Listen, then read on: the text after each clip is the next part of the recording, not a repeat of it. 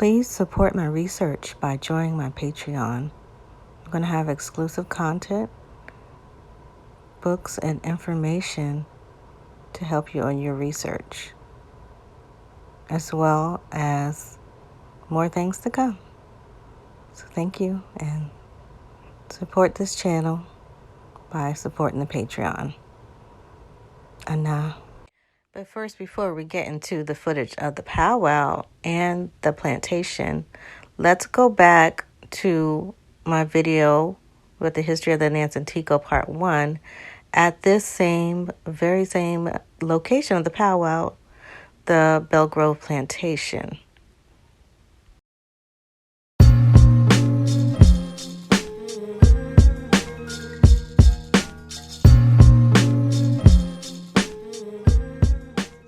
Law created to protect colonizers from being murdered, they found the whole tribe guilty, and all other members of the tribe were rounded up and sent to the West Indies, specifically Antigua, as slaves. This law, passed by the Virginia House of Burgesses, held whole indigenous communities responsible for the murder of an Englishman. Tribal members under the age of 12 were given to officials of the Virginia colony as personal slaves. These laws and tactics made it possible for the colonizers to erase indigenous people from their respective lands and reclassify them within the slave system. It also provided free labor for the emerging European settlements, giving them the ability to survive the harsh woodlands with the aid of their indigenous captives. So with the Nanzatico, we know that the Europeans took over their towns and villages and created plantations. Now, one of those plantations was Belle Grove Plantation, which is located in King George County, Virginia. This plantation has been there for years. The original name of Belle Grove is Nanzatico Plantation. And as you can see from the pictures, it's a nice, beautiful plantation, modern colonial style structure. But this site used to be one of the Nanzatico towns, and when they were enslaved and the few guilty, I guess, Indians were hung, the officials from the Virginia colony were given that land. And this official, he made the Nanzatico Plantation, which had indigenous slaves from the tribe, the children working on there, as well as slaves from other places. Okay, so this is located in Virginia. It's in King George County, and I guess it got new ownership, so they changed it from Nanzatico Plantation to Belle Grove Plantation. And this plantation, they do, they have beautiful events there. It's a nice place. But a lot of people don't know the history of it and the fact that it was a Nanzatico town. And I'm pretty sure there might be some type of artifacts or burials close to that area. And it's located right off the river. I believe it's the Rappahannock River that's right there in the background of the plantation. Chamawin Gapo Nutata Weens Tasha Xi. My name is Tasha Xi, and we're going to get into my visit to the Rappahannock powwow, which was, not coincidentally, at the Belle Grove Plantation. Now, if you've seen my videos on the Nanzatico tribe and their enslavement, you will see that the children from that tribe were enslaved at Nanzatico Plantation, which eventually turned into Belle Grove Plantation. So I'm going to show you some clips from the powwow, and we're going to get into more information on the Rappahannock's / Nanzatico's connection to that plantation. So grab your pen and your pad, and let's start digging, turtles. Maurice Proctor. We have our Rappahannock tribal color guard here. Some of our dancers are still making their way. American Indian music is a standalone. There is no other type of music like this that takes place. If our best singer most talented drum were to compete on The Voice or America Has Talent, they wouldn't make it past the first round because the judges do not have an educated ear and would compare our music to other art forms. Is it rap? No. Is it country? No. Is it gospel? No. Is it classical? No. Well, then they wouldn't understand it. But to Native people, we have a trained ear to listen to the music, the song. The percussion starts out like many bands, they start with percussion. And to the trained ear, we as Native people know what song and what steps are used to accommodate each of the drum beats. Then the vocals take place. There is one lead. The lead will start, and then the chorus of all the singers will repeat. Among the northern style singing, there is a high falsetto.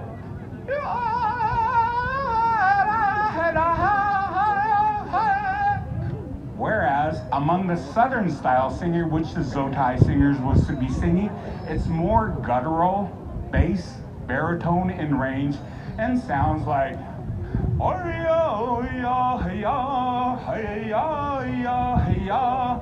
these are subtle differences. Also the drum beat. Among the two northern drums, you will hear sporadic drum beats, 1, 2, 3, 1, 2, 3, 1, 2, 3, 4, 5. These are called downbeats or honor beats. Whereas in the southern drum, you will hear 3 center beats. Boom, boom, boom. These are called goshka beats. And it's like hitting a glass. Listen, I have something to say. And oftentimes, it will be followed by native words. We no longer live like our ancestors. We don't tell and sing songs of battle because we aren't having open warfare anymore on our lands. Instead, talented singers each year compose new contemporary songs to fit contemporary times. And thus, our cultures evolve and they continue. But the thing about it is they change. For instance, our powwow people at the oldest powwow, which is the Omaha powwow, which they will be celebrating their 218th powwow, back then, they wouldn't recognize what's taking place. They would be seeing protocols that have been evolved and adopted from their time 218 years ago. And so, know that native culture changes. We are diverse in cultures. There are people that live on the coast, in the deserts, in the swamps, in the woodlands, in the plateaus, in the mountain areas. And we all have different languages and different ideas of how we conduct our tribe and our languages. And so there is not one size that fits all. Hopefully, by listening to what I just said, you will be listening to the songs as they sing. We're going to go into one more round of intertribals. Listen to what I said. The first 2 drums will be singing very high falsetto, and they will put these sporadic drum beats.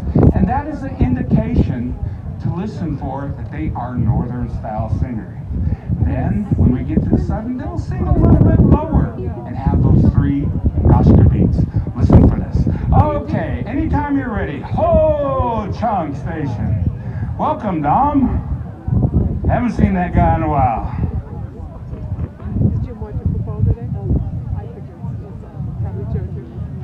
We're going to be inviting our head dancers back up.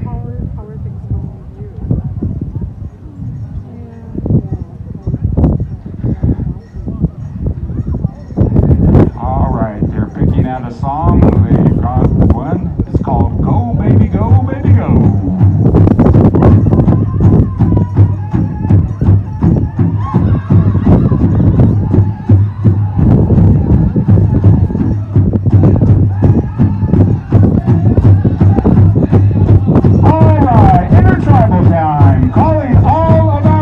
Back into the dance arena for 3 more intertribal earth-shaking songs.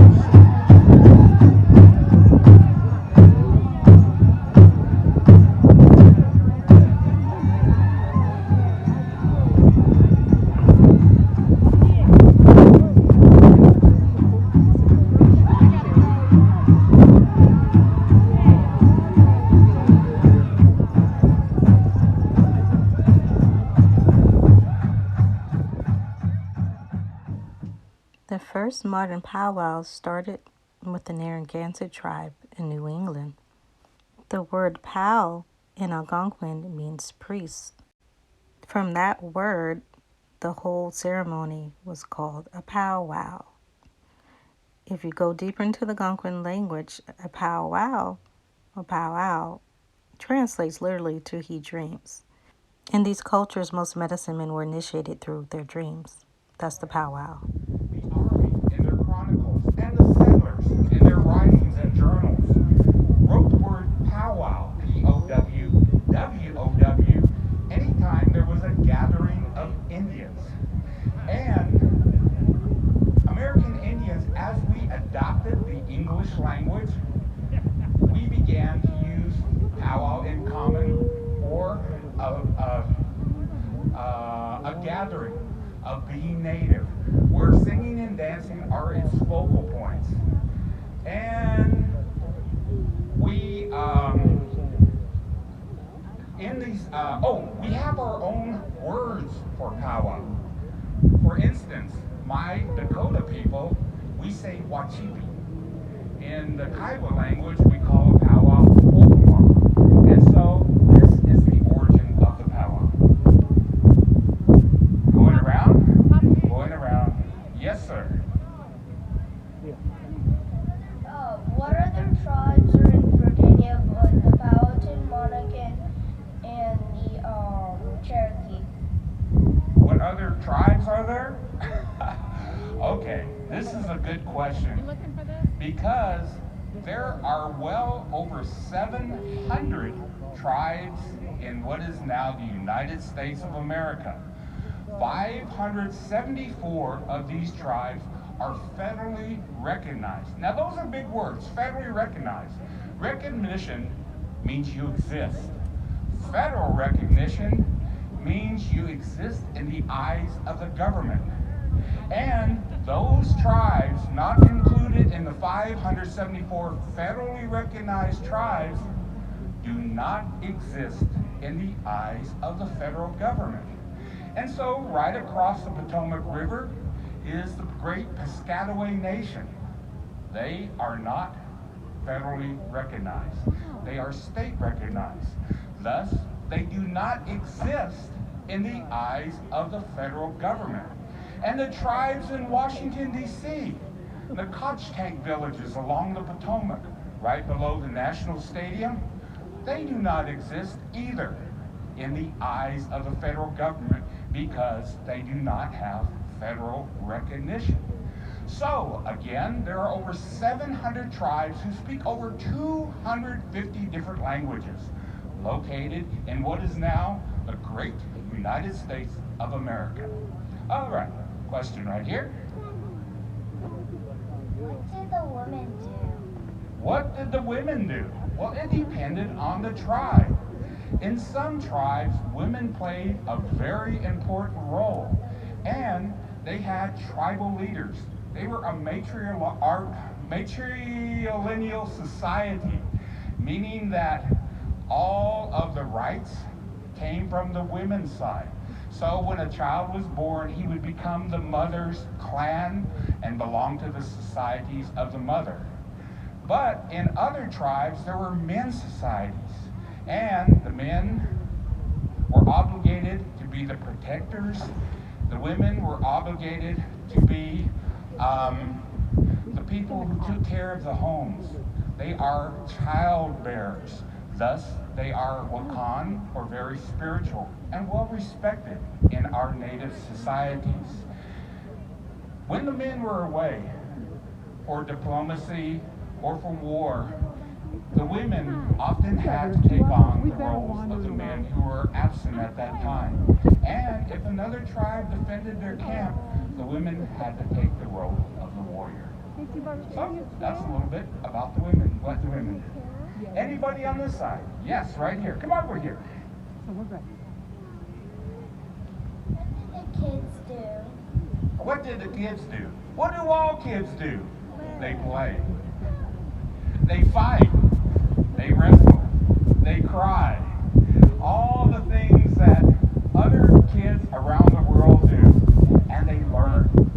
And Indian families, it took an entire village to raise our children.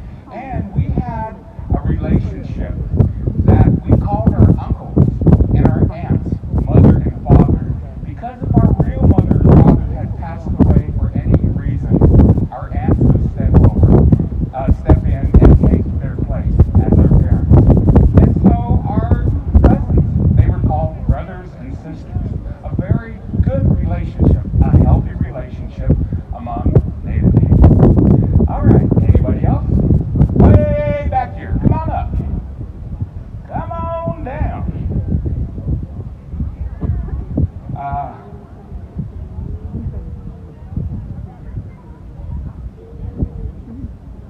What was the most useful use of the oyster shell? It was used as footing in front of houses. If you were to go to the National Colonial Farm, you will see the oyster shell on the ground in front of the different cabins that are located there. On Liberty Island in New York City, that was the island of the oysters, where many different tribes became neutral and not enemies, because that is where they gathered oyster shells. And we use oyster shells for jewelry, especially when it was traded to the people the Indians who lived right in the center part of our country.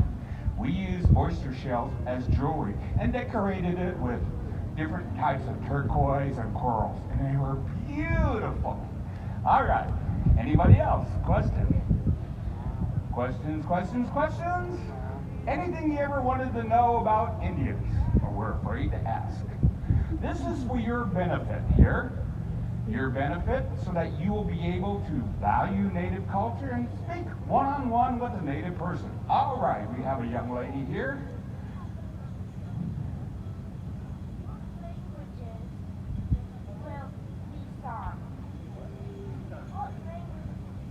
What languages will be sung? Oh, that's a good question. Okay. Our host drum, they are in charge of leading the singing. They come all the way from the state of Wisconsin to share their music with us. And they will be singing whole chunk songs in their languages. But the fun thing about it is they've been given some songs by other tribes, and they will also be rendering these other tribal songs that they have a right to sing. The next drum comes to us from the state of North Carolina, and the majority of the singers belong to the Halawa Saponi tribe. And so they have a language renaissance in which they're composing new songs each year to fit contemporary times in the Halawa Saponi language. The Zotai singers, now they're a crazy bunch of guys. They will be singing songs in Cherokee, in Cheyenne, in Kiowa, in Pueblo, and Ponca, Dakota. And so they've been made these different songs. The lead singer has been asked to compose songs, and he's a song maker. And so we will be singing a Cheyenne Chief song. A Cheyenne Chief asked us to make this personal song. So you will hear the Cheyenne language in one of the songs of the Zotai singers. Okay, way back there? Anybody? Oh. Okay. Was she going like this or was she going like this? Oh, okay. All right, Chama Wingapo. The title wins Tasha Xi. Yeah, that's all the footage I have for the powwow. It got a little cloudy out there. It got way more windier than y'all were hearing just then. So any footage that I got wasn't that good. But I got some good footage of the plantation. And there was a lot of red-tailed hawks flying overhead, which I thought was very interesting, seeing that the wind was the way it was. But I think that was a spiritual sign that they were there with us that day. So getting more into the Belle Grove Plantation, I kind of felt it odd that the DJ wasn't instructed to mention anything about the association of the Rappahannock tribe and the Nanzatico tribe, or their relation to this Belle Grove Plantation, which used to be called the Nanzatico Plantation, and is actually on Nanzatico land. A former village used to be here. Now, the name of the village that used to be here is Mongohio Kala. Some of the people are trying to say that was the name of the tribe, but we know that the tribe was the Nanzatico tribe that lived here. Now, I wanted to point out in the background, you can see that this used to be a mound right here. You see how it slopes up and it's like a step mound all the way up to the house? This is signs of it being a mound.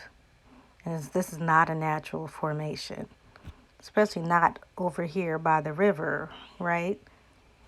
Now, what some people don't know is the Powhatan Confederacy was dealing with a lot of mound builder tribes, and we blended in together in the past to create the Powhatan Confederacy. So on the plantation tour inside of Belle Grove, they had a display for the Rappahannock tribe who were having a powwow that same day. And they just have a couple of things from the tribe. You can see the chief here, Chief Richardson, in her younger days.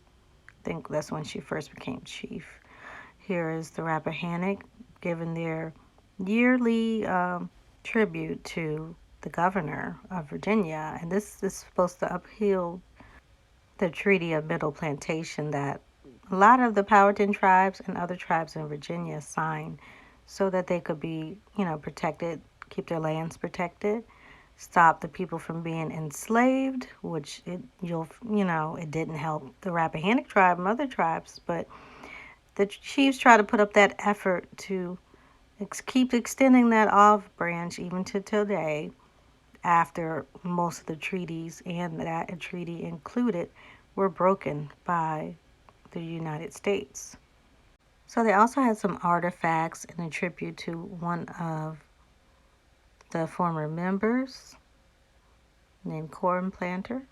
He's a Rappahannock legend, and he was a former military person. Also, this is the birthplace of James Madison. Now, James Madison, according to the tour guide, didn't live here very long, but he was born in Belle Grove Plantation. And this is also from the set of this coat in the background you see is from the set of The Patriot starring Mel Gibson. Okay, and they have the real coat, but they won't let you touch it. It's in there. So I also wanted to point out this picture, and you can see right there in the middle this little brown man that they have there, and clearly it's an Indian or some type of mixture. And look at this lady at the plantation. I believe she was enslaved, but you see her with one of the plantation children, and she's burning sage, okay?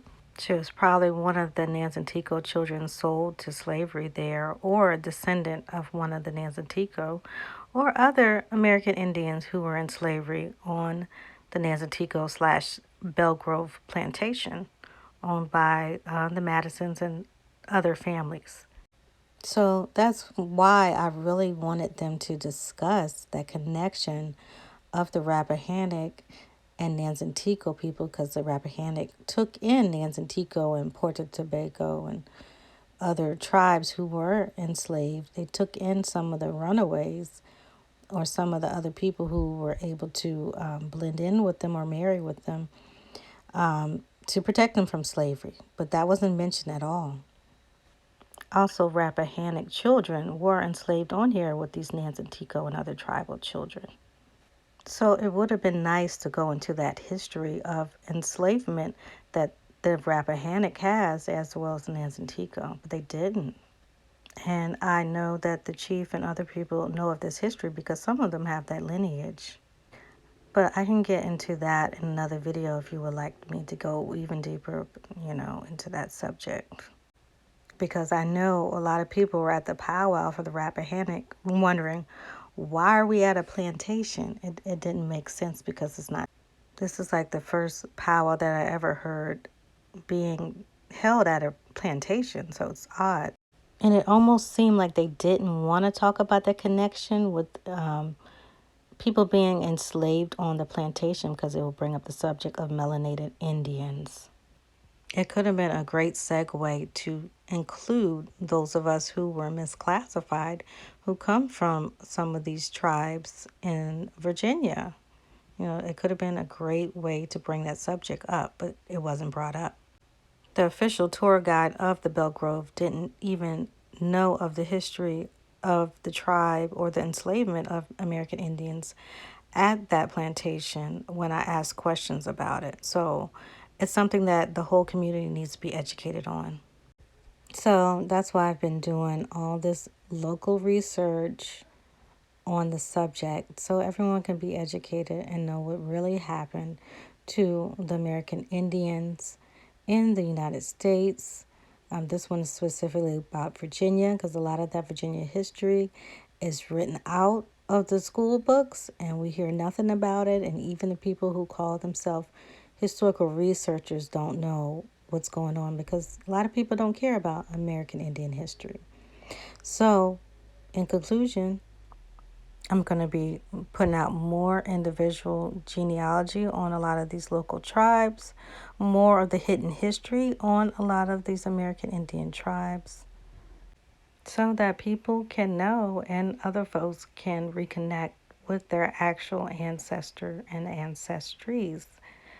Okay? And I really appreciate everyone sharing, liking, and subscribing to the channel. Sharing the video really helps the channel and helps more viewers find this channel and find this information. So in the Powhatan language, to say goodbye, we say Ana. So Ana. Support the channel by checking out adinaacademy.com, where we have classes on how to help you trace your American Indian and African American genealogy, as well as the Powhatan language class. Please go to urbanindianheritagesociety.org to support the petition for misclassified American Indians. We need 100,000 signatures to get this act on the floor. So sign and let's make history.